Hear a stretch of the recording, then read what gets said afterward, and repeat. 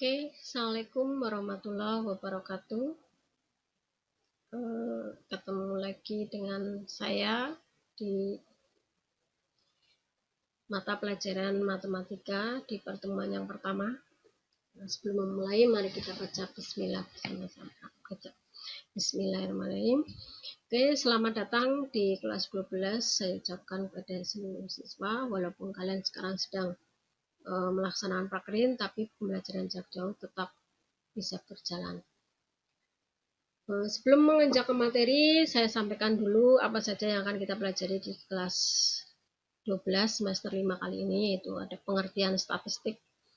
Ada materi statistik ini nanti ada 3, kemudian peluang, permutasi dan kombinasi, limit dan turunan, kemudian ada juga integral. Untuk pengertian statistik,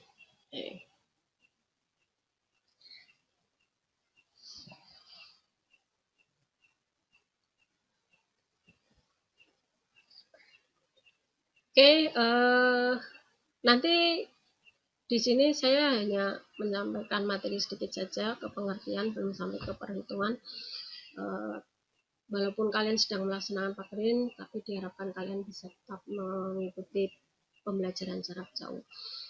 Untuk kali ini karena keadaan sedang pandemi seperti ini, kita tidak bisa bertatap muka, tapi saya mencoba untuk membuat metode pembelajaran secara virtual, ya kan? Dan saya masih sederhana sekali, saya juga sama-sama belajar. Oke, kita awali untuk pengertian statistik dan penyajian data. Yang pertama yaitu tentang pengertian dari beberapa istilah dalam statistika itu sendiri. Statistika dan statistik itu pengertiannya apa saja? Yang pertama statistika. Statistika itu adalah ilmu yang pengetahuan yang berhubungan dengan cara pengumpulan data. Pengolahan, bagaimana cara mengolahnya, bagaimana menganalisisnya, dan bagaimana menarik sebuah kesimpulan. Jenisnya ada 2, yaitu statistik deskriptif dan statistik inferensial. Statistika deskriptif itu yang seperti apa? Statistika deskriptif itu yang bertujuan mendeskripsikan karakteristik data. Biasanya dalam bentuk apa? Berupa tabel, grafik, diagram, itu termasuk statistika deskriptif. Nah, kalau statistika inferensial apa? Statistika inferensial itu bertujuan menarik sebuah kesimpulan. Oke, yang pengertian yang berikutnya itu statistik. Statistik itu adalah kumpulan data, bilangan maupun non-bilangan atau keterangan yang disusun dalam bentuk tabel, diagram, dan sebagainya.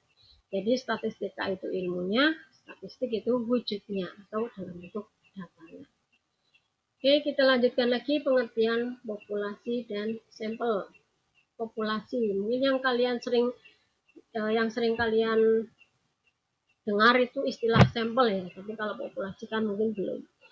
Jadi populasi itu adalah keseluruhan objek yang akan diteliti, sedangkan sampel itu merupakan bagian dari populasi, tapi yang betul-betul diamati atau diteliti. Misalnya di sini kalau objek penelitiannya terlalu banyak, nah kita perlu mengambil sampel karena kita tidak akan mungkin meneliti seluruh objek penelitian.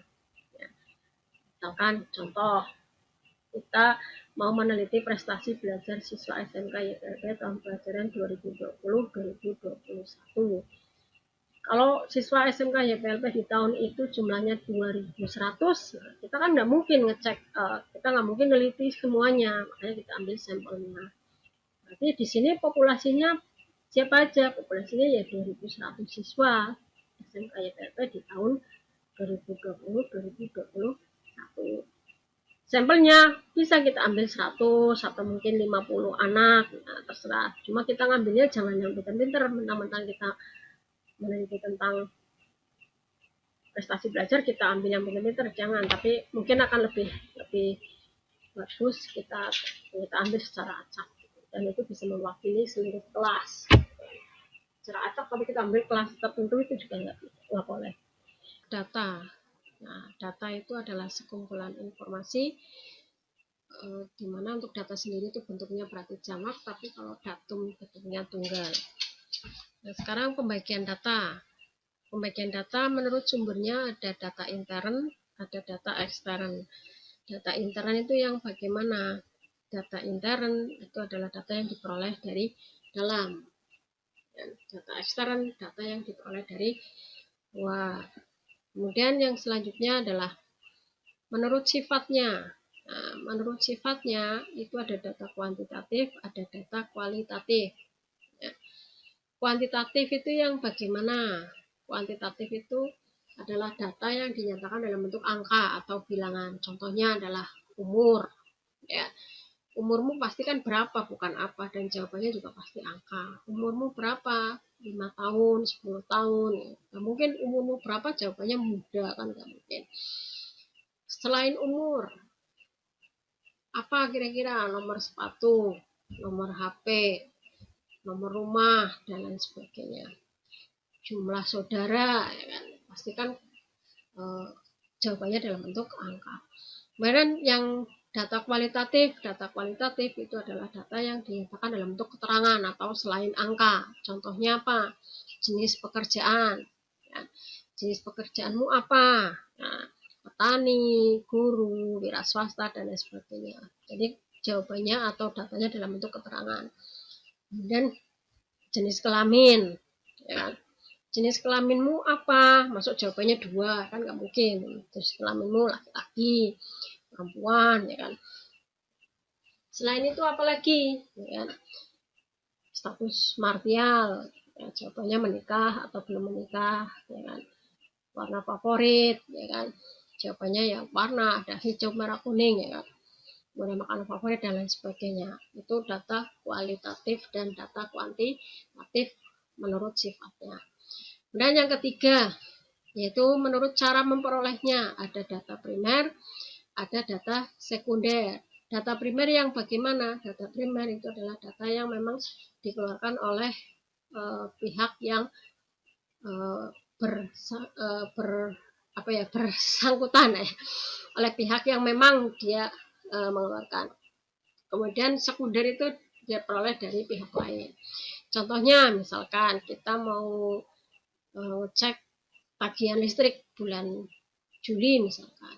Nah, kita untuk mengetahui tagihannya itu berapa kan kita pasti cari informasi kan. Nah, misalkan kita tanya ke PLN. Nah, kalau kita tanya ke PLN kan yang mengeluarkan apa tagihan, berarti data tersebut yang kita peroleh dari PLN merupakan data primer karena memang PLN yang mengeluarkan data tersebut. Kemudian data sekunder, misalkan kita memperoleh tagihan listrik dari selain PLN, ya. Misalkan dari aplikasi atau mungkin dari counter, ya kan, dan lain sebagainya. Itu nanti data yang kita peroleh adalah dinamakan data sekunder. Kemudian yang keempat yaitu cara menyusunnya. Ada data tunggal, ada data kelompok. Data tunggal biasanya secara sendiri-sendiri. Cuma biasanya data tunggal itu jumlahnya sedikit. Jadi kalau data kelompok biasanya jumlahnya banyak. Data kelompok biasanya disajikan dalam tabel dan itu dikelompok-kelompokkan. Ya kan? Itu namanya data kelompok dan biasanya ada rentangnya. Oke, sekarang contoh soal dan pembahasan. Yang pertama, ibu ingin membeli buah jeruk. Untuk mengetahui jeruk tersebut manis atau tidak, ibu mencoba sebuah jeruk dari peti yang dikeluarkan pedagang. Dalam pernyataan di atas, yang merupakan populasi itu yang mana? Apakah ibu, seperti jeruk, peti, sebuah jeruk, apa pedagang? Nah, sekarang di sini yang kita bahas kan jeruk, ya kan? Sampelnya yang mana? Berarti kan sebuah jeruk, karena ibu bisa mengetahui manis tidaknya kan dia nyicipi atau kita ambil sebuah jeruk sebagai sampelnya. Nggak mungkin ibu nyicipi semuanya. Nah, berarti sampelnya sebuah jeruk. Tapi di sini yang ditanyakan populasi. Berarti populasinya yang mana? Ya, yang peti ini. Berarti seperti jeruk. Ya, atau satu peti jeruk ini sebagai populasi. Oke, untuk contoh yang kedua, contoh soal yang kedua, yaitu setiap hari sekelompok siswa diberi tugas untuk mendata penghasilan setiap pedagang kantin sekolahnya selama 1 minggu. Data yang telah terkumpul kemudian diolah menjadi sehingga diperoleh kesimpulan. Rata-rata adalah 800.000 per minggu. Jenis statistika yang digunakan dalam pernyataan di atas adalah statistika apa? Nah, jenis statistika kan ada dua, yaitu deskriptif dan inferensial. Nah, deskriptif itu yang apa? Mana ayo? Deskriptif itu adalah yang bertujuan menggambarkan, mendeskripsikan karakteristik data, bisa dalam bentuk grafik, diagram ya. Tapi kalau inferensial bertujuan untuk menarik sebuah kesimpulan. Nah, ini kan ada sebuah kesimpulan, berarti pernyataan atau jenis statistika yang cocok untuk pernyataan tadi adalah inferensial. Kita lanjutkan lagi, ini ada di situ ya. Kemudian penyajian data. Penyajian data yang pertama dalam bentuk tabel. Tabel data tunggal ini contohnya. Ya. Ada contohnya, kemudian bisa juga data tunggal disajikan secara berurutan seperti biasa. Tapi ini kalau dinyatakan dalam bentuk tabel seperti ini. Kemudian ada data kelompok atau biasanya disebut daftar distribusi frekuensi. Jadi di sini ada frekuensinya, jarak tempuh 1 sampai 10 kilo dan sebagainya, ada 40 anak, ini ada 25 dan seterusnya. Jadi di sini ada rentang. Nah, dan untuk menyusun data ini atau menyusun daftar distribusi ini ada langkah-langkahnya. Nanti langkah-langkahnya kita bahas di pertemuan berikutnya ya. Oke, yang selanjutnya adalah diagram. Nah, yang pertama adalah diagram garis, dan biasanya kalian juga sudah tidak asing lagi, ya kan?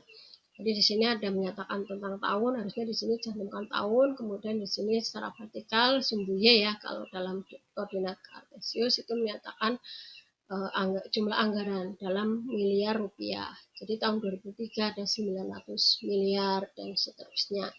Dari setiap potongan ini dihubungkan dengan garis lurus, namanya diagram garis. Kemudian yang selanjutnya adalah diagram batang.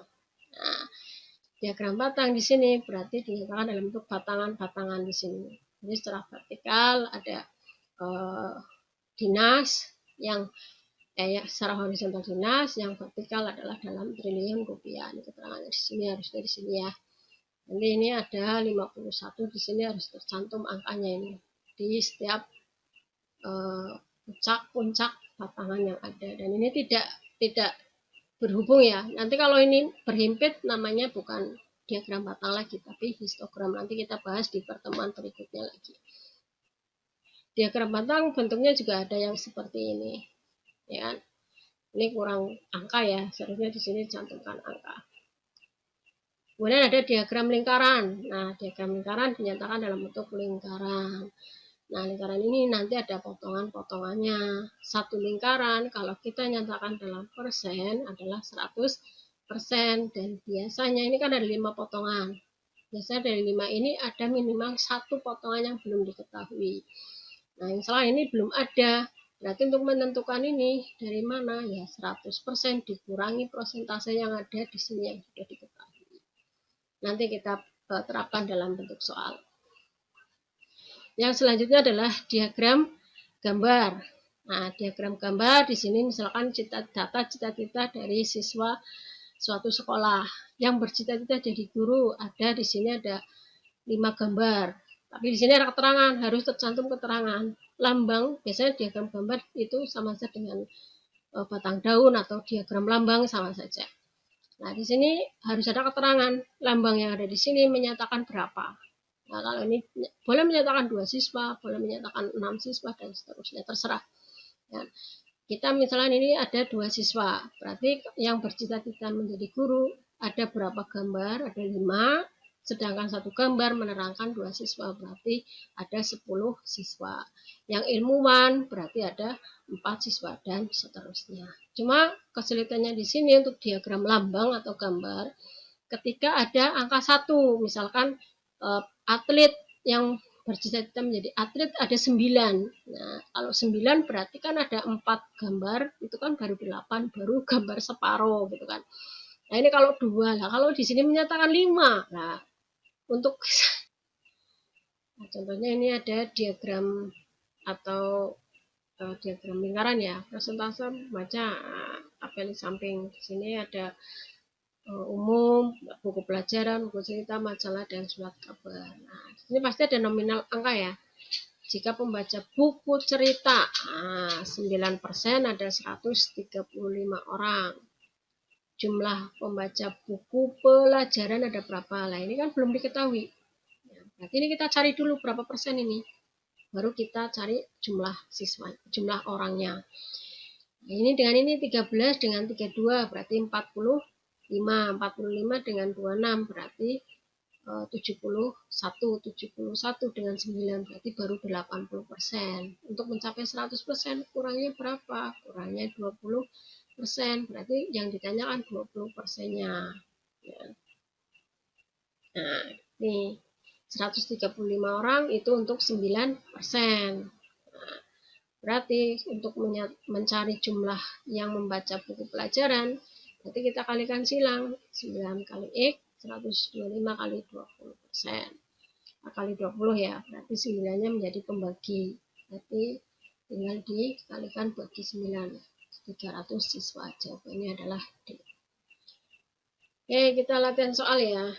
Yang pertama, ada tabel ini. Nah, tabel di samping adalah banyak sapi potong. Ya, ada betina, ada jantan. Ini yang betina tahun 2004 245, jantannya 115 dan seterusnya. Yang ditanya adalah jumlah seluruh sapi potong jantan yang diterima pedagang selama 3 tahun pertama. 3 tahun pertama berarti 2004, 2005, 2006. Jumlahnya ada berapa yang jantan? Berarti 115 ditambah 154 ditambah 123. Nah, ini tambah ini kan berarti 277 ya. 277 berarti 2 yang belakangnya 2. Ini ya. 392. Ini ada pembahasannya. Jadi jawabannya adalah A. Sekarang yang kedua. Nah, tabel ya, tabel atau daftar distribusi frekuensi ada nilai, ya kan? Harusnya ini bukan nilai, ini usia ya, usia produktif ini. Merupakan data tenaga kerja usia produktif instansi swasta, ya kan? 20 sampai 24 tahun ada 2 dan seterusnya.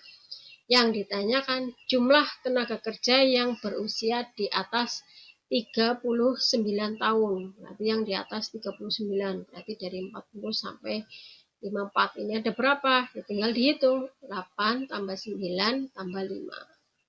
Berarti 17 tambah 5. Hasilnya 22. Nah, disitu sudah ada ya pembahasan. Oke, itu untuk